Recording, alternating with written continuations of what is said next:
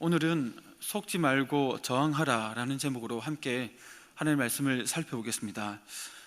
고신대 박영동 교수님의 계신데 그분이 여러 책을 썼습니다. 그 책 중에 성령 충만 실패한 이들을 위한 은혜라는 책이 있습니다. 그 책에 보면 어두운 밤을 지나며 깊어지는 신앙이라는 챕터가 있습니다. 제목 그대로 하나님께서 허락하시는 시련이 있는데 그것을 어두운 밤이다 이렇게 그 책에서 묘사합니다. 그 밤을 지날 때 우리의 신앙이 깊어진다는 요지의 글이 실려 있습니다. 그 내용 중에 어두운 밤, 그러니까 시련을 허락하시는 이유가 세 가지 정도로 소개하는데요. 첫 번째가 죄 때문에 징계적인 차원에서 고난을 허락하신다는 것입니다. 두 번째는 영혼의 젖대기라고 해서 우리의 신앙이 미성숙할 때 메마른 광야를 허락하신다는 것이죠. 마지막 세 번째는 신앙 성숙을 위해 역경을 허락하신다는 겁니다. 여기서 중요한 점은 영적 이런 시련은 성도라면 누구에게나 허락된다는 것이죠.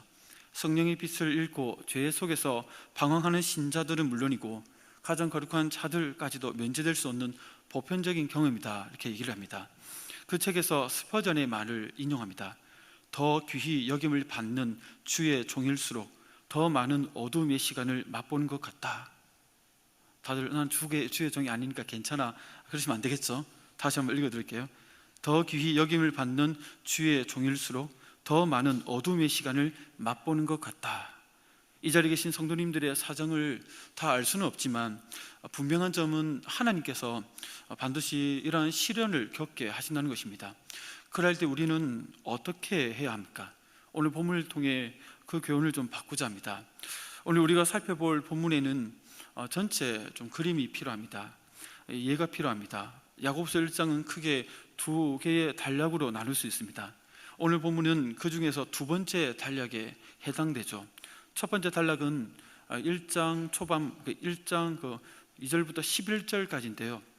우리가 앞 시간에 두 번에 걸쳐 살펴봤던 내용입니다. 거기서 다루었던 주제들이 거의 동일한 순서로 오늘 다루는 두 번째 단락에서도 다루어집니다. 하지만 두 번째 단락은 첫 번째 단락의 단순한 반복이 아니라 보다 심도 있게 다룬다는 것이죠. 가령 2절부터 11절까지 다룬 주제는 시험을 인내해야 된다, 그리고 지혜를 구하라, 부한 자들, 부자들에 대한 경고, 이렇게 세 가지를 다룹니다. 그런데 이런 세 가지 주제가 이제 한층 더 깊어진 내용으로 오늘 보면 12절부터 2장으로 이렇게 이어집니다. 오늘은 이 세 가지 전부를 다루는 것은 아니고 세 가지 중에 첫 번째 주제, 시험과 인내에 대한 심화된 부분을 좀 살펴보고자 합니다. 우리가 첫 시간에 믿음의 시련이라는 제목으로 함께 살펴보았습니다. 그때는 시련에 대한 긍정적인 부분, 하나님께서 허락하신 시련이라는 관점에서 살펴보았다면 오늘은 시험, 유혹에 대한 부정적인 측면, 마귀가 주는 시험, 유혹에 대해서 좀 살펴보고자 합니다. 시험이 찾아오는 무엇인지, 그리고 시험의 결과는 어떤 것인지, 그 가운데 성도로서 어떻게 대처해야 하는지에 대해서 살펴보고자 합니다. 우선 시험의 원인은 무엇입니까? 시험의 근원은 자기 욕심에 있다 이렇게 밝힙니다. 외부적인 환경에 있지 않고 일차적으로 우리의 마음에 있는 욕심에 비롯된다는 것이죠. 오늘 본문 14절입니다. 14절 보시면 오직 각 사람이 시험을 받는 것은 자기 욕심에 끌려 미혹됨이니 합니다. 남의 욕심이 아니라 자기 욕심입니다. 어떤 사람들이 그렇습니까? 오직 각 사람이, 다시 말해 사람은 누구나 예외 없이 자기 욕심에 의해서 시험 받을 수 있다는 것이죠. 여기서 나는 아니야, 나는 달라, 나는 예외야, 이런 대상이 없습니다. 그 이유가 무엇입니까? 방금 말씀드린 대로 자기 욕심이 있기 때문입니다. 여기서 욕심이란 것은 어떤 대상에 대한 갈망, 열망이라고 할 수 있습니다. 엄청 강한 집착이죠. 사람들은 흔히 좋은 의미로 사람이 성공하려면 이러한 욕심, 집착, 열망, 어떤 그 성공에 대한 갈망이 있어야 된다, 욕심이 있어야 된다 이렇게 강조합니다. 하지만 오늘 본문에서는 이러한 어떤 대상에 대한 갈망, 열망, 즉 욕심의 부정적인 측면을 강조합니다. 그래서 자기 욕심에라고 표현합니다. 욕심에. 이는 욕심에 강하게 사로잡혀 있는 그 상태를 말하는 것이죠. 사람이라면 누구든지 욕심이라는 것이 있지 않습니까? 그런데 그 욕심을 적절하게 수위 조절하면 의욕이라는 에너지 원이 되어서 우리를 좀 활력 있게 만듭니다. 하지만 욕심이 너무 지나치면 결국 그 욕심에 지배당하게 되는데, 지금 그런 상태의 사람에 대해서 얘기를 하고 있다는 것이죠. 그렇게 욕심에 지배당하면 어떻게 됩니까? 끌려다니게 됩니다. 욕심에 끌려. 자기 욕심에 끌려다니죠. 자기 스스로도 주체할 수 없습니다. 마치 브레이크가 고장난 자동차가 멈출 수 없는 것처럼 그렇게 내달리는 것이죠. 욕심이 휘둘리는 인생입니다. 무엇이 옳은지 알면서도 내 생각대로 할 수가 없게 됩니다. 나중에 가면 옳고 그름이 중요한 게 아닙니다. 그냥 거기에 사로잡혀서 그냥 따라가게 됩니다. 주인이 바뀌어버리는 것이죠. 그것을 가리켜 끌려 미혹에 빠졌다 이렇게 표현합니다. 성도 여러분, 미혹은 미끼로 꿰다라는 뜻이 담겨 있습니다. 그러니까 낚시나 사냥은 아니겠지만 낚시를 해보셨거나 보셨거나 이렇게 낚시해온 것을 먹어보셨겠죠. 미끼로 현혹시켜서 걸리게 하는 것을 미혹이라는 것이죠. 사람마다 욕심이 있는데 그 욕심을 자극하고 현혹시키는 미끼가 다가오면 그것을 분별하지 못하고 자기 욕심에 눈이 가려져서 그것을 덥석 무는 것이죠. 그러면 땡겨버리면 걸리게 되는 것이죠. 그것을 가리켜 미혹되었다 이렇게 얘기합니다. 그런데 그 미혹의 시작은 외부적인 환경이 아니라 자기 욕심에서부터 출발합니다. 우리나라 사람들이 가진 자기 욕심은 비교의식에서 비롯될 때가 참 많은 것 같습니다. 기준이 자기에게 있지 않고 늘 상대방에게 있습니다. 내 공부, 내 기준으로 하지 않습니다. 늘 남을 의식하면서 공부합니다.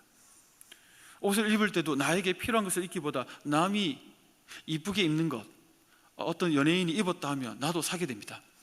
의식주를 해결하는 일에서부터 삶을 영위하는 모든 영역에서 보면 순수하게 나를 위해, 우리의 가족의 필요를 위해 하기보다는 남이 하니까, 저 집에서 하니까, 한다니까 우리도 해야 된다는 그런 비교의식 때문에 그렇게 따라할 때가 많다는 것이죠. 그렇게 되면 이런 비교의식에 사로잡히면 자유롭지가 못합니다. 자기 삶을 못 삽니다. 그래서 겉으로는 행복해 보이고 화려해 보이고 뭔가 잘 사는 것처럼 보이도 그 속은 늘 쫓아다녀야 되니까 피곤하죠. 비참해집니다. 오늘 본문은 욕심에 사로잡히면 어떻게 되는지 잘 보여주죠. 욕심의 결과는 무엇입니까? 오늘 말씀에 따르면 사망이다 이렇게 얘기합니다. 끔찍합니다. 15절 볼까요? 욕심이 잉태한 즉 죄를 낳고 죄가 장성한 즉 사망을 놓느니라. 그 욕심에 끌려다니게 되면 결국 자라서 사망을 놓는다. 여기서 사람 안에 나오는 악의 진행 과정을 잘 묘사합니다. 사람의 잉태와 출산 그리고 장성함과 죽음이라는 과정을 통해 묘사하죠. 다시 말해 욕심은 죄를 낳고 죄는 장성해서 사망을 낳는다는 이 구조입니다. 욕심의 결과를 보여주면서 그것을 우리에게 경고하고 있는 것이죠. 여기서 잠깐 한 가지 짚고 넘어가야 할 것이 있습니다. 바로 이 시험이란 단어의 의미죠. 앞 시간에도 초반에 잠깐 언급을 했는데 우리가 앞 시간에 다루었던 시험은 핍박 때문에 당하는 믿음의 시련을 의미합니다. 이것은 성도를 연단시키는 그 목적이 있죠. 하나님으로부터 허락된 것입니다. 그러니까 시험을 긍정적으로 다루었습니다. 그런데 오늘 본문에서 동일한 시험이라는 이 단어가 다른 의미로 다가온다는 것이죠. 죄를 짓도록 유혹하는, 유도하는 그런 유혹을 의미합니다. 그런 의미에서 13절 중반부에 보시면 하나님은 친히 아무도 시험하지 아니하시느니라 합니다. 하나님은 죄를 짓도록 이끄는 그런 유혹을 절대로 하지 않으신다는 것이죠. 그러니까 이 시험이 앞 시간에 다뤘던 시험하고 아예 다른 것이죠. 그렇다면 이런 시험, 유혹이라는 것은 의미의 시험은 어떤 존재가 합니까? 그것은 마귀가 하는 것입니다. 마귀를 그렇게 가리켜 시험하는 자다 이렇게 얘기하지 않습니까? 마태복음 4장 3절을 한번 볼까요? 예수님을 시험할 때 어떻게 표현합니까? 같이 한번 읽어보겠습니다. 마태복음 4장 3절 시작. 시험하는 자가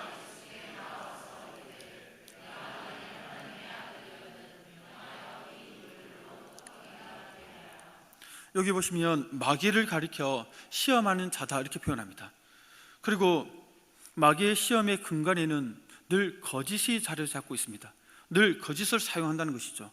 그래서 마귀를 가리켜 거짓의 아비라고 이렇게 얘기합니다. 요한복음 8장 44절 한번 볼까요? 요한복음 8장 44절 읽겠습니다. 시작. 너희는 너희 아비 마귀에게서 났으니 너희 아비의 욕심대로 너희도 행하고자 하느니라. 그는 처음부터 살인한 자여 진리가 그 속에 없으므로 진리에 서지 못하고 거짓을 말할 때마다 제 것으로 말하나니 이는 그가 거짓말쟁이요 거짓의 아비가 되었습니다. 아멘. 여기 보면 마귀의 실체를 확 드러내죠. 거짓의 아비. 왜죠? 그 속에 진리가 없기 때문에 진리인 척 항상 꾸며내야 됩니다. 그러니까 속이는 것이죠. 거짓입니다. 그래서 거짓의 아비, 우리가 믿음의 조상 하면 아브라함 하는 것처럼 거짓의 조상, 마귀입니다. 그리고 이게 거짓을 통해서 시험할 때 유혹의 목적은 무엇입니까? 멸망입니다. 요한복음 10장 10절을 한번 읽어볼까요? 10장 10절입니다. 시작. 도둑이 오는 것은 도둑질하고 죽이고 멸망시키는 것뿐이요. 아멘. 여기까지 볼게요. 여기 보면 도둑은 마귀를 가리키죠. 도둑의 목적은 분명합니다. 도둑질하는 겁니다. 죽이는 겁니다. 멸망시키는 것입니다. 도둑인 마귀의 유혹도 이와 동일한 목적으로 우리에게 다가온다는 것이죠. 도둑질하고 죽이고 멸망시키는 데 있지 딴 데 있지 않습니다. 학생들한테 이러한 마귀의 목적을 설명할 때 이런 예를 듭니다. 돼지를 잘 먹이고 정성껏 볼살피는 것은 그 목적이 뭔가요? 아들, 딸 삼으려고? 반려동물 삼으려고? 잡아 먹으려고 하는 거 아닙니까? 잡아 먹으려고, 지옥 자식 만들려고, 죽이고 도둑질하고 멸망시켜서 지옥 자식 만들려고 우리에게 정성을 쏟는 겁니다. 마귀는. 그래서 유혹을 하는 겁니다. 이런 목적을 위해 지금도 마귀는 열심을 다해 활동하고 있습니다. 이단들 보십시오. 우리의 열심은 능가합니다. 그 열심의 뿌리가 이 마귀에게 있는 겁니다. 베드로전서 5장 8절에 보면 이렇게 얘기하죠. 근신하라 깨어라 너희 대적 마귀가 우는 사자같이 두루다니며 삼킬 자를 찾나니. 어떻게 삼킵니까? 그냥 한 입에 삼켜버립니다. 대적 마귀가 삼키는 방법이 오늘 우리 본문에 다루었던 14절입니다. 오직 각 사람이 시험을 받는 것은 자기 욕심에 끌려 미혹됨이니 거짓 미끼를 던져서 우리의 욕심을 자극하고 그것을 덥석 물 때 우리를 삼켜버린다는 것이죠. 그것을 위해 지금도 활발하게 활동하고 있는 자가 바로 마귀입니다. 그런데 여기서 중요한 점은 마귀가 유혹은 하지만 결국 유혹에 빠지는 것은 누구에게 일차적인 책임이 있을까요? 그것을 덥석 물어버린 본인에게 책임이 있습니다. 다른 사람이나 환경이나 하나님께 있지 않고 죄를 짓고 싶어하는 그 사람의 그 욕심을 발동한 자기에게 있습니다. 그래서 자기 욕심에 끌려 시험에 빠져놓고 그 탓을 하나님께 돌리지 말라고 오늘 본문에서 얘기를 합니다. 그런데 이런 사실을 깨닫지 못하면 어떻게 반응합니까? 13절 한번 볼까요? 같이 한번 본문 13절 읽어보겠습니다. 본문 13절 성경이 있으면 같이 펼쳐서 한번 보겠습니다. 시작. 사람이 시험을 받을 때에 내가 하나님께 시험을 받는다 하지 말지니 하나님은 악에게 시험을 받지도 아니하시고 친히 아무도 시험하지 아니. 아멘. 사람이 시험을 받을 때, 그러니까 자기 욕심에 사로잡혀 마귀의 유혹에 넘어가놓고는, 자기가 그렇게 넘어가놓고는 이렇게 반응한다는 것이죠. 내가 하나님께 시험을 받는다. 내가 하나님께 시험을 받는다. 성도 여러분, 혹시 이런 말을 해보신 적은 없습니까? 잘못은 여러분이 해놓고 내가 해놓고 하나님 때문에 내가 이렇게 되었다. 내가 욕심에 끌려 마귀의 유혹에 넘어가놓고는 하나님께서 나를 이렇게 만드셨다. 그 탓을 하나님께 돌린 적은 없습니까?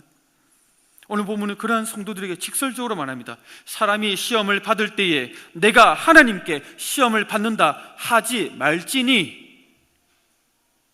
이런 생각은 우리에게 너무나도 분명합니다. 야고보는 우리에게 그러한 착각에 빠지지 말라고 분명하게 얘기를 하는 것이죠. 그런데 단순히 하지 말라 하고 끝내지 않고 왜 그래야 하는지 그 이유도 두 가지로 설명합니다. 13절 후반절에 보시면 하나님은 악에게 시험을 받지도 아니하시고 친히 아무도 시험하지 아니하시느니라 얘기합니다. 이 두 가지를 밝힙니다. 첫 번째가 하나님은 악에게 시험을 받지도 아니하십니다. 악에게는 시험 자체를 허락하지 않으신다는 의미입니다. 그 사실을 잘 보여주는 사례가 사도행전에 보면 아나니아와 삽비라 부부의 그 거짓이죠. 사도행전 5장 9절에 보면 이런 얘기가 나옵니다. 베드로가 이르되 너희가 어찌 함께 깨어서 주의 영을 시험하려 하느냐. 보라, 내 남편을 장사하고 오는 사람들의 발이 문 앞에 이르렀으니 또 너를 미워 내가리라 하니. 아멘. 그러니까 아나니아 삽비라는 하나님을 속이기 위해서 거짓으로 숨겨놓고 마치 다인 것처럼 속입니다. 하지만 하나님은 아예 그들의 생명을 취해가시면서 거짓 자체를, 시험 자체를 하나님을 허용하시지 않으십니다. 그리고 그 다음 두 번째는 무엇입니까? 하나님은 친히 아무도 시험하지 아니하십니다. 죄를 짓도록 하는 어떠한 유혹도 행하지 않으십니다. 그것은 하나님의 성품, 공의와 사랑이라는 이 성품과 맞지 않기 때문에 그 자체를 하지 않으십니다. 성도 여러분, 이 두 가지 사실을 확신하는 것이 굉장히 중요합니다. 하나님은 악에게 시험을 받지도 않으십니다. 동시에 하나님은 여러분들을 죄 짓도록 유혹하지도 않으십니다. 이 사실을 확신하시기를 소원합니다. 그래서 17절에서는 하나님에 대한 바른 지식을 일깨워줍니다. 17절 본문입니다. 같이 한번 읽어보겠습니다. 시작. 온갖 좋은 은사와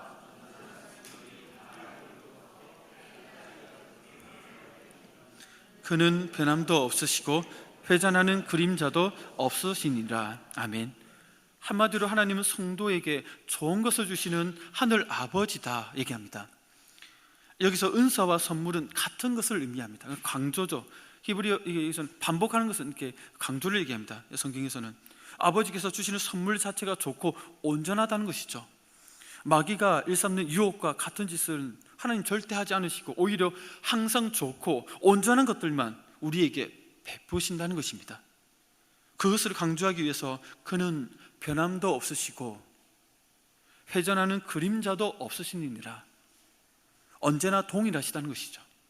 변덕스럽지 않다는 것이죠. 이랬다 저랬다 하지 않고 항상 그 자리에 똑같이 우리에게 대하시는 것입니다. 그리고 이어서 18절에도 보면 좀 더 구체적으로 그것을 일깨워 주십니다. 그가 그 피조물 중에 우리로 한 첫 열매가 되게 하시려고 자기의 뜻을 따라 진리의 말씀으로 우리를 낳았었느니라. 아멘. 하나님께서 태초의 말씀으로 세상을 창조하셨듯이 타락으로 죽은 우리 영혼을 예수 그리스도의 구속 사역으로 통해서 새 생명을 주셨다는 것입니다. 이렇게 좋은 것으로 우리에게 채워주시는 분이십니다. 죄와 허물로 죽은 우리를 새롭게 창조해 주셨다는 것입니다. 하나님 나라의 첫 열매로 삼으시려고 복음으로 거듭나게 해주신 것이죠. 여기서 첫 열매는 장자, 첫 소산, 첫 수확을 의미합니다. 그러니까 가장 거룩하고 귀한 것으로 여기신다는 것이죠. 다시 말해 하나님께서 복음으로 우리를 낳으신 것은 우리로 하여금 피조물 가운데 으뜸이 되는 위치에 앉도록 하시려는 데 있습니다. 하나님께서 성도에게 주신 지위가 이런 선물이 이렇게 너무나도 좋다는 것입니다. 첫 창조 때의 사람의 지위는 단지 피조물을 다스리는 정도였지만 하나님 나라의 성도는 주님과 같은 영광의 형체로 변화되는 것뿐만 아니라 주님의 보좌에 함께 앉아서 천사들까지 심판하고 심지어 주님과 더불어 영원히 왕노릇할 것을 약속하고 있다는 것입니다. 하나님은 좋은 아버지로서 우리에게 이렇게 좋은 것들을 이미 주셨고 예비하고 계시다는 것입니다. 성도 여러분, 하나님께서 우리에게 이미 베푸신 것들 중에 좋지 않거나 온전하지 않은 것들이 있으시던가요? 또 약속해 주신 것 중에 그저 그런 것들이 어디 하나도 있던가요? 혹시 마음속에 확신이 없으시다면 오늘 말씀을 통해 하나님은 항상 좋고 온전한 것들만 주시는 아버지심을 믿는 믿음이 생기기를 소원합니다. 그렇다면 이렇게 좋고 온전한 것을 주시는 하나님 아버지께서는 우리에게 무엇을 요구하실까요? 오늘 본문에 따르면 유혹을 이겨내어 주님을 사랑한다는 그 고백의 진실을 보여달라는 것입니다. 이를 위해 구체적으로 두 가지를 말씀하십니다. 첫째는 속지 말라. 16절입니다. 16절에 보면 내 사랑하는 형제들아 속지 말라. 속지 말라. 앞서 쭉 얘기했잖아요. 마귀의 유혹. 속지 말라. 그리고 이게 여기서 더 강한 것을 요구하십니다.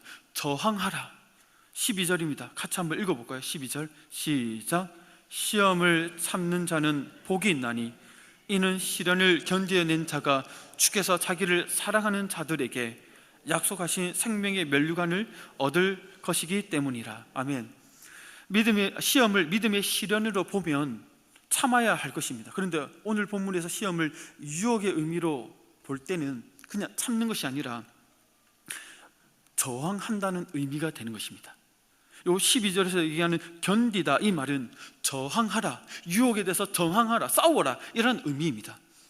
그런 의미에서 다시 12절을 번역하면 유혹을 저항하는 자는 복되다.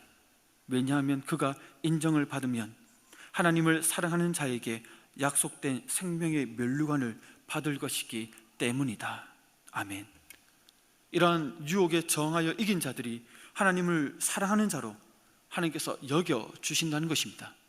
다시 말해 하나님께 대한 진정한 사랑은 소극적으로는 그 유혹에 대해서 속지 않는 것이고, 적극적으로는 저항하여 이기는 것을 통해서 주님께서 우리에게 그 사랑을 요구하신다는 것입니다. 성도 여러분, 하나님은 우리가 유혹에 속지 않기를 바라십니다. 유혹을 저항하여 이기기를 원하십니다. 이런 은혜가 있기를 소원합니다. 여러분들, 우리에게는 여러분들이 어떠한 약점이 있으십니까? 여러분을 자극하여 미혹에 빠지라는 것은 무엇입니까? 여러분들에 있는 그 약점만 딱 건들면 주체하지 못하고 넘어지는 것은 무엇입니까? 그 영역에서 우리 주님께서 속지 말라, 저항하여 이기라, 그것을 통해 주님을 사랑한다는 그 고백의 진실됨을 나에게 보여라, 이렇게 말씀하고 계십니다. 성도 여러분, 우리 모두는 주님을 사랑합니다. 아멘입니까? 그 사랑의 고백이 입술의 고백으로 끝나지 않기를 바랍니다. 삶의 자리에서 마귀가 여러분들의 욕심을 자극하여 유혹해 올 때 그 앞에서 주님을 사랑한다는 그 고백을 실제로 주님 앞에 보여드리기를 소원합니다. 그러려면 우리가 어떻게 해야 될까요? 우리의 힘으로는 이것을 이겨내기가 너무나도 쉽지가 않습니다. 이를 위해서 우리가 의지할 분은 우리 주 예수 그리스도밖에 없습니다. 우리 주님은 죄가 없으시고 욕심도 없으셨지만 마귀의 시험을 수없이 받으셨습니다. 우리가 겪는 모든 시험의 종류를 주님은 다 겪으셨습니다. 그럴 때마다 주님은 그 모든 마귀의 유혹과 시험을 이겨내셨습니다. 마귀의 모든 시험과 유혹을 이겨내신 그분께서 성령을 통하여 우리와 함께 하십니다. 주님께서 우리를 도와주실 것입니다. 히브리서 2장 18절에서 그것을 우리에게 약속하고 있습니다. 같이 한번 읽어볼까요? 히브리서 2장 18절 말씀입니다. 시작. 그가 친히 고난을 당하셨은즉 시험을, 아멘. 자기가 시험을 받아 고난을 당하셨은즉 시험 받는 자들을 능히 도우시니라. 아멘. 주님은 친히 시험을 받아 모든 고난을 이겨내셨습니다. 그 주님께서 우리에게 말씀하십니다. 내가 너로 이기게 하리라. 그래서 주님께서 우리에게 그러한 실제적인 승리를 삶의 자리에서 허락해 주실 것입니다. 오늘 이 말씀을 기억하시면서 또한 한 주를 승리하는 은혜가 있기를 소원합니다. 함께 기도하겠습니다.